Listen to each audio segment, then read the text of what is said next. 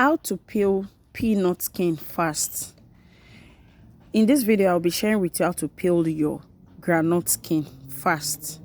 But before we go into how to peel, we firstly have to roast. And this is the popular Kampala groundnut. This groundnut can be found anywhere in Nigerian market or outside the country. For this groundnut, all you just need to do is add your salt and your hot water. If you don't know how to roast groundnut, I'm going to share the link on the screen, or I'm also going to share it in the description box. Just click and watch in details how to roast groundnut. But in today's, I just want to show you how to peel groundnut. But we have to firstly roast groundnut for you to really see that we peel the groundnut ourselves. So this is Kampala groundnut, and I've soaked it for 5 minutes. Why?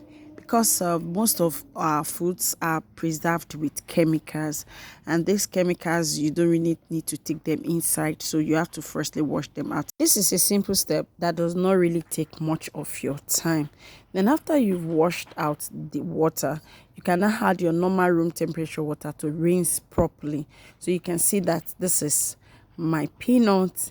I've rinsed it, and you can see that the water this time around is colorless. So what I'll do now, I'll just get a tray, spread it on a tray, any tray you have at home, provided it's just a big space that you can just spread it and take it out. Then you try and look for the sports one. Sometimes that color I was showing is the sport one. Sorry, I had to cut the video because I really want it to be very short. Now, then the next thing is you add your gari. When you add your gari, I'm using gari as my base. A lot of people ask me, am I going to use gari? Now, if you're going to use your gari for your base, after you've added your gari, make sure that your gari gets very hot. If it does not get very hot, it's going to coat the peanuts. So if you look at my peanut, it's not coated because the gari is already hot. So when the gari is very hot, you add your groundnut and you do your mixing. That is where you start. Then you don't leave your groundnuts when you are roasting and do any other thing. You have to stay with it. You don't say, okay, let me allow it for 10 minutes. No, you have to keep on stirring every minute. You don't stop. You don't remove your hand from it. This is what you do continuously. Don't stop, because I've had somebody that called me and said, oh, I watched your video and my groundnut got burnt. Yes, your groundnut is going to get burnt if you just leave it on the heat and you go off, because it actually needs a very little heat. That's why it's at base. Now, to check if your groundnut is ready, just take one and peel and look at the skin. Looking at the skin, if it's still white or make it in color, is not ready. So you have to keep it, like, look at this now. This is still milky. It has to give me a golden brown for this to show that it is ready. So you keep on stirring and stirring. Now look at this now. This is ready. This is golden brown. You can see the color. This is golden brown. Then once it is golden brown, don't leave it and don't keep stirring and frying, because of the temperature of your base, either your gari or your salt. Even after you have off your fire or your heat, the base is still going to be very hot, so it's still going to keep it roasting. So you don't just say, oh, for the fact it is golden brown, you want it to be real golden brown.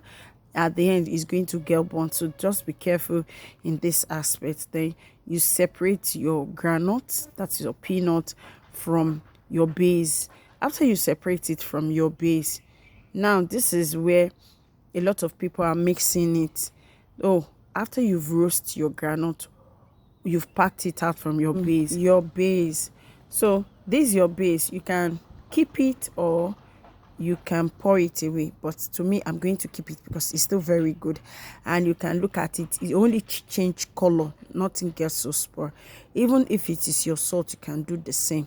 Now, this is my groundnut. I wish you can hear the sound. When the groundnut is still very, very hot, you just spread this inside a tray and expose it to air. Don't store it. Make sure that you check. Don't leave it. Continue, just stay with it and continue to check. Once your groundnut cools down, immediately get a nylon or your ziploc or your container that has a cover and pour it. You don't allow hair, you don't expose it to hair again. Once it gets cold, immediately you touch your groundnut is at normal room temperature. Please pack it, don't leave it, don't expose it, or don't just get one small bowl and put it inside and just leave it, or you now pack it and put it inside the refrigerator. You have spoiled the groundnut. So in this instance, what you do is you get a nylon. If this is the type of nylon you have, any type of nylon, like my nylon here, I'm doubling it so that air cannot come in contact with it. 2,000 years later. This is my groundnut after 3 days. It can last for a very long time, as long air did not come into your groundnut. Anywhere you tie it, make sure you keep it very well. Then for peeling of your groundnut, you can take a gradual process. You can use your 2 hands to start peeling. Now, why I'm peeling gently with my hand, just peeling with my finger, is because I don't want my groundnut to break. I don't want to break it. I want it to be whole inside the bottle. So if you don't want a broken groundnut, and that is even the main reason I'm using Kampala. Kampala is more or less, I can say, the only groundnut that can stay whole even after roasting and packing it inside the container. So if you say you're using this method of squeezing it together with you, and you're going to get broken groundnuts, and you might not like the appearance of the groundnut. Most of my broken groundnuts, I use them as selling them off inside a nylon, maybe for those that want to buy 100 naira or 50 naira groundnuts. But when it comes to bottling of my groundnuts, though there's no how you're going to get groundnuts that you're not going to get the broken ones, but the broken ones are for a business-minded woman. You're just going to retie it and sell to anyone or your neighbors or wherever you go to, while the bottled one is going to be the one inside the bottle. Now, this is my groundnut after some days. Can you see that my groundnut is still crunchy? It's not soft. The only reason your groundnut is going to get soft is when you expose your groundnut to air. Immediately you finish roasting and the heat in that groundnut cools down, you pack it up. You immediately pack it up inside very tight. In fact, if you can get 4-5 nylons, pack it up and tie it up. Don't allow air to come in contact with your groundnut. Once you don't allow air to come in contact with your groundnut, you are good to go.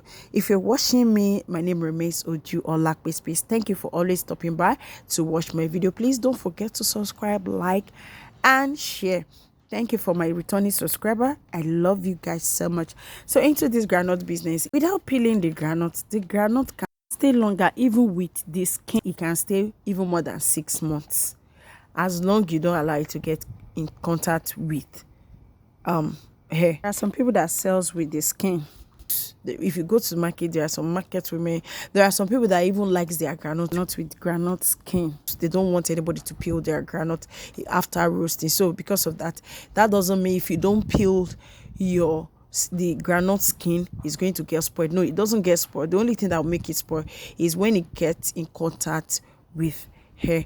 Then if you store in your groundnut, if you want to bottle it, all you just need to do is you peel with your hand and you blow out the shaft. You will do this over and over again. Of us that want to take groundnut as a side hustle, as a business, I can just employ that. Groundnut peeling takes a while. You have to be patient so that you get the perfect result. You don't rush yourself when you are peeling. That is the only place you slow down when you are processing groundnut. Just peel and blow out the shaft like I'm doing. This is what I do. Then you don't have to pack all your groundnut at once. Just pack the little quantity that you know you can get through with and bottle it. If you know, okay, I can only do maybe just small quantity, maybe that time I'm free, just pack it out, tight the remaining groundnut, then peel this groundnut. Now, there's one thing about peeling of the groundnut. Even as you are peeling this groundnut, please, you don't allow it to stay too long exposed to hair. You have to be fast with it. That's why you cannot pour.